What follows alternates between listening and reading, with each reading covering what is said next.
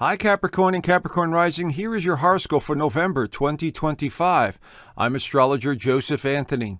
All right, as we near the end of 2025, November is going to be a very tricky month. And I'm not trying to be negative here or downplay it because we have Mercury going retrograde right here, and we have Jupiter going retrograde right here. And we have Uranus retrograding back into Taurus for the last time in our lifetime. So as much as we want to move forward, and you'll have the opportunity this month to move forward without a doubt, but it's going to be like we're being held down energetically in order to review something, to revise, to revisit, to understand what we've been through in 2025. That's how you would interpret these heavy retrogrades, and there's going to be like 5 planets retrograde, including Chiron. And so this is just a heavy review period before we look forward. Of course, we'll enter Capricorn season in December, which will definitely help out a lot for many of you. So if you're a Capricorn rising or a Capricorn sun sign, this is a very general, basic overview of what the planets are suggesting using tropical whole house system, using the Western astrology sun sign reading. So this is where we put the sign on the ascendant right here. We equal out all the houses, and we see where the planets are falling. Now, again, this is a very basic overview because your birth chart may have different alignments. And of course, every birthday under the sign is going to be different. So this is why we have to just use a basic, sun sign reading, but it's still going to be accurate. I would say 70 to 75% will give you a general baseline of what's going on for the month. So you have an idea of what's happening. Okay, so that's how it works. So anyway, let's start off the month, and the sun is going through Scorpio. The sun is one of the most important symbols in astrology, and it shows us where the light is being shined in that area or that constellation. We also have Mars in Scorpio. So this is a very passionate, intense sort of month as we begin. And this has a lot to do with the depths of, the soul and looking at the future, maybe spending time with friends, spending time in your community. That's what this house is all associated with. Your ruler is Saturn, and it's still in retrograde, of course, going back through Pisces. We have Neptune in Pisces. So the third house is the house associated with your thinking, self-expression, communication with ones close to you, like siblings and neighbors. And so maybe you're reviewing something from the past, as we start off the month. But when Mercury slows down here, it's going to feel like you're going back into the past even more. And it all starts off with Mars entering Sagittarius. Now, Mars in Sagittarius can be very optimistic. Okay, and that's great. It's great for adventure. It's great for speaking your mind. It's great for understanding things at a deep level, like philosophical meaning of life. What is God? All of that stuff. Religion falls under the umbrella of Sagittarius. But Mars is going to be in this 12th house. And the 12th house is the house of limitations. It's the house of spirituality. It's the house of mysticism. It's a very psychic house. So your psychic abilities will be very strong this month.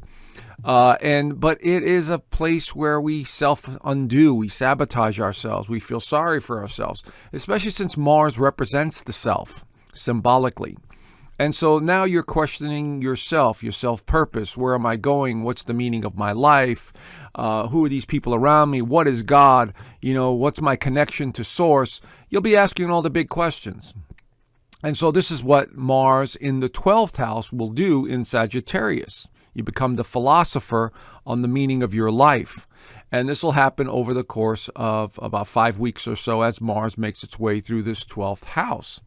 And so it's not a bad thing. It's just, again, more of a review period because the 12th house also represents the past along with the 4th and the 8th house. So when there's planets transiting through there, we definitely get pulled back into the past. And here's a perfect example of this. And, but what makes this one so tricky is Mars enters Sagittarius and then immediately opposes Uranus. Unstable, surprising Uranus. So this is a very, unsettling energy where a revelation, awareness, or something could happen immediately because Mars is action and Uranus is sudden shock to the system, to your system, to your viewpoints, your ideology, whatever it is. And so we're going to have this real tricky energy at the beginning of the month because of this Mars opposing Uranus. So it could be anything from a job loss or, an injury or a surprise accident. And I'm not hoping for it. I'm just, giving an example. It could be a surprise epiphany. Like, oh man, I knew that was going to happen. This premonition feeling that comes out of nowhere. And so it's very important to pay attention to your spidey senses at this time, especially the first week of November, because the energy is very volatile. And the reason I also say that is because the full moon is also in play the first week. And here it is in Taurus. And so wherever this is in your actual birth chart, that's where the area you want to look at. It's going to be, I believe, at 13 degrees of Taurus. And Taurus represents our values. It represents our beliefs. It represents, the physical side of life, what we accumulate, things like wealth and investments. But it's also about partnerships. So the fifth house has to do with love. It has to do with children. It has to do with speculation, gambling, having fun, playfulness. And so you're really analyzing, what you're doing to have more fun. Are you enjoying your family? Are you enjoying the current relationship you find yourself in? You'll be questioning all of that because full moons bring to light an awareness, a reflection. And remember, Mars is already in reflective mode and Mercury is slowing down to go retrograde. So you're already in this deep, contemplation about your life and your purpose and all this other stuff. And now you're adding the element of relationships, your children's future, what am I doing for more excitement? That kind of stuff is what I'm suggesting here. That's what the planets are suggesting. Now, of course, Venus is going to amp up the energy even more when she enters Scorpio. And there she is right there in the 11th house. And this is all about the future. This is definitely more socializing. Venus loves to socialize and loves to interact with others. In the 11th house, it likes to make new friends. It likes strange people. It likes to break out of the norm. And so this is going to open up that doorway for 4 weeks, at least until the end of the month, when it switches signs again into Sagittarius. But for the most part, Venus going through this part of your chart has you definitely thinking about the past, and maybe more people from the past start showing up in your life, because Scorpio is also a sign that is very reflective on the past. Cancer, Scorpio, and Pisces also are planets that symbolically represent the past. And so people from the past, situations from the past, organizations from the past, things from the past start to resurface. Now, the upside to Venus and Scorpio is you're more driven to make money, or you take care of your investments in some way. So that's going to be a big, situation there that you need to keep an eye on. Now, Uranus goes retrograde back into Taurus right there. And so what is Taurus? As I said earlier, it's about our values, it's about our beliefs. Now, Uranus is about society as a whole, humanity. And what are we seeing in the world today? How things are changing so rapidly, especially in the area of our values and our finances. Because let's face it, friends, if you've been following me a while or following someone else, you know that they're trying to implement a digital identification so everyone will apply, to this new system where they control everything, including our banking, where we are, what we're doing. And so this is representative of that, and we may see more of that over the course of the next 3 to 4 months as Uranus continues to stay in Taurus. Now, I will leave this chart for good, this sign for good in 2026, the beginning of the year. I believe it's February. It'll go back into Gemini. But in the meantime, in the fifth house, it has to do, again, with review process about your children's future, their finances, their education, your loved ones, who you care about, revisiting the past with investments. This is all part of the equation here with Uranus going through Taurus. Now, Mercury goes into retrograde, and I'm sure many of you already know what Mercury retrograde means. Again, there it is in stationary position before it goes retrograde. It's all about the past.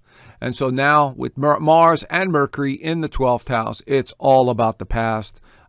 Be careful of pity parties and feeling sorry for yourself, because that's the 12th house, and reviewing the past in a big way and feeling like you're stuck.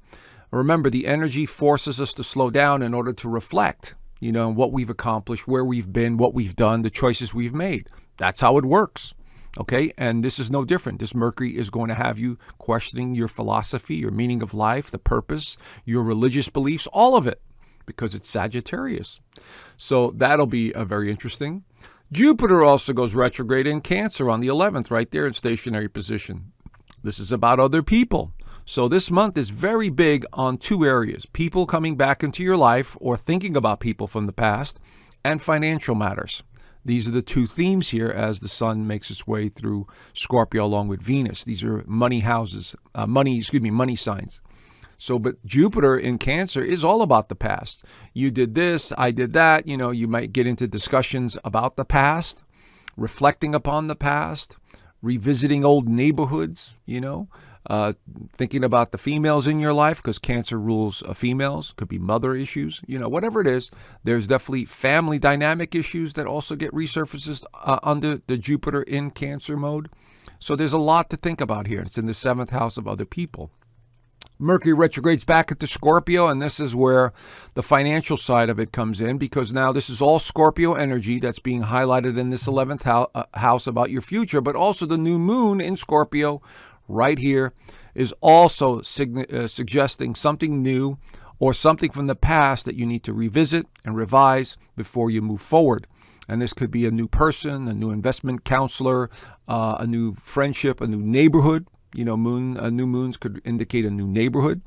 And so this is all about the future, because the 11th house is about the future. But we have all these other planets in retrograde.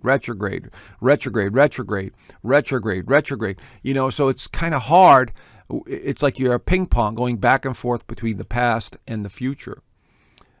So here we have the sun entering Sagittarius. That absolutely lends some optimism for sure. But it's in the 12th house once again, so you might find yourself spending more time by yourself, contemplating everything in your life, in your world, and this is very typical. But the sun also in Sagittarius in the 12th house really has you focusing on your spiritual life. Who are you? As I say in my videos, we're all basically spiritual beings in these physical suits having a human experience. And so you'll be questioning all of that as this sun makes its way through there. And finally, at the end of the month, November 29th, Mercury begins to go direct right there to help with some clarity and, understanding. That's a benefit here. So we do have a tricky month, like I said. Nothing you guys can't work through. But again, don't take it personally like it's only happening to you. This is what the energy is suggesting. Do the best you can. All right. So there's the general overview. If you want to know more, I do an extended version of this in my Inner Circle community. And there I also do the weekly astrology overview, which the members really do enjoy. And every Sunday we are on a Zoom call talking about everything and anything. And of course, we talk about the truth there and what's really going on, who's pulling the strings. And we go into a deeper dive, and some members send me their charts and I answer a few questions for them. So consider joining. I left a link down below, and I hope to see you in the community. Anyway, have a great month, and I'll talk to you soon. Bye for now.